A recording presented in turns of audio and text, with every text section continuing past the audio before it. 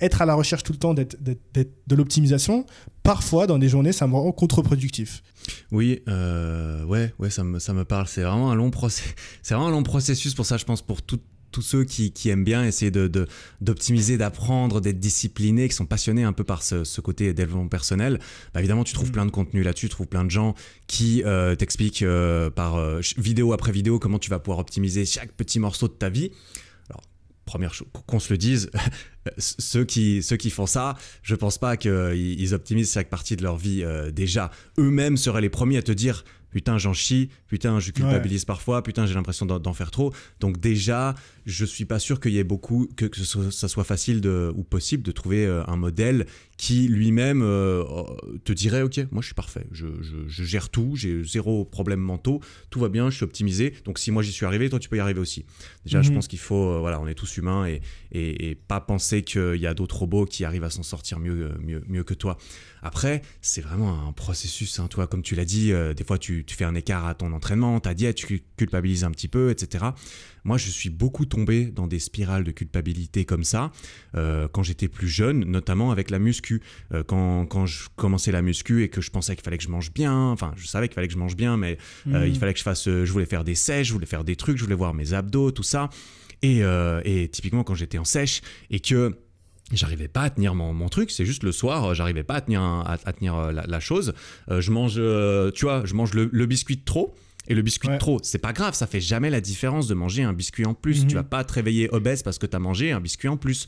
Le problème, c'est que dès que tu manges un biscuit et que tu te convaincs, ça y est, je suis une merde, tout est foutu, perdu pour perdu, je vais exploser tout le paquet de biscuits, puis je vais aller m'acheter de la glace en face et je vais l'exploser. Ça me rappelle quelqu'un, ça.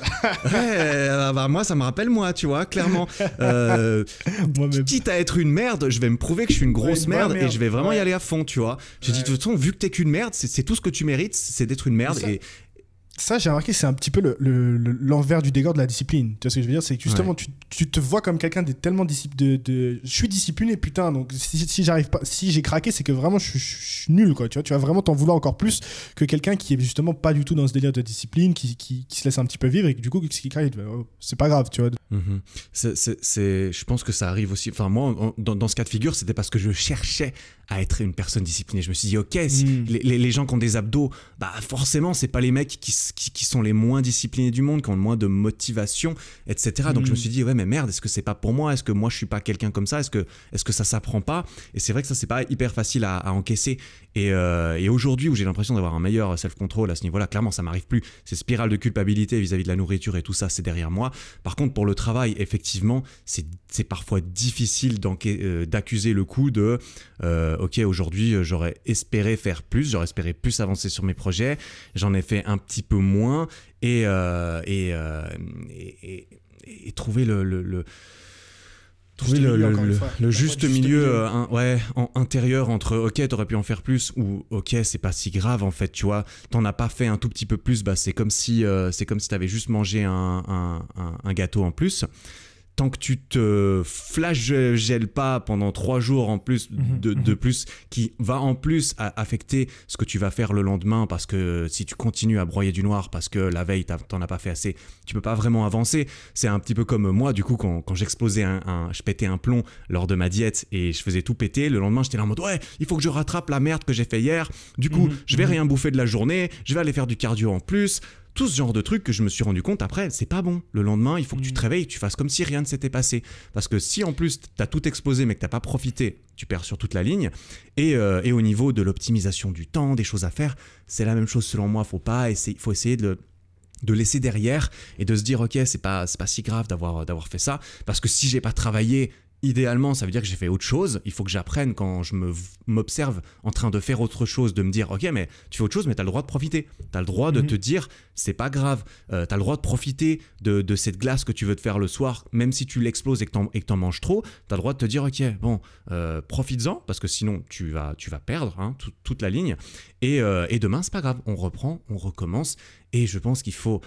Je sais pas s'il faut passer par ces périodes où tu exploses et où tu te. Je pense qu'il faut. Et je pense que ça doit aider quelque part. Après, est-ce Parce que que tu la voie du t'enlèves... juste milieu, entre guillemets, c'est le plus c'est le plus dur. Dans le sens, les extrêmes, c'est toujours le plus facile. C'est toujours facile de craquer dans l'extrême et de te dire ok, le lendemain, diète stricte, entraînement de ouf, et on verra combien de temps tu pourras tenir. Mais c'est plus facile que de te dire ok, bon là j'ai craqué, c'est pas grave, et on va reprendre truc plus facilement, enfin quotidiennement. C'est toujours pareil quand tu es devant une tablette de chocolat. Moi j'ai toujours cet exemple. C'est quoi le plus dur? De terminer la tablette ou de prendre un carré et de remettre la tablette dans le frigo et de ne pas y toucher?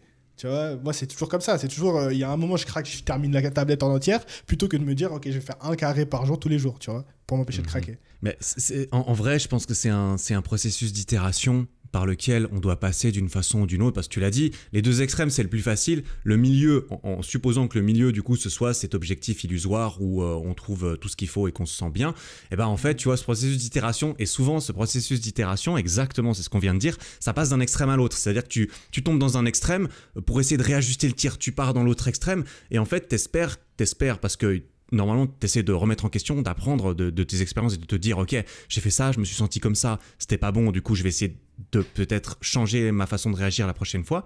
Et en fait, ça va te permettre de jongler d'un extrême à l'autre, de gauche à droite, mais un peu comme un pendule qui au final va finir par s'arrêter et s'équilibrer au milieu.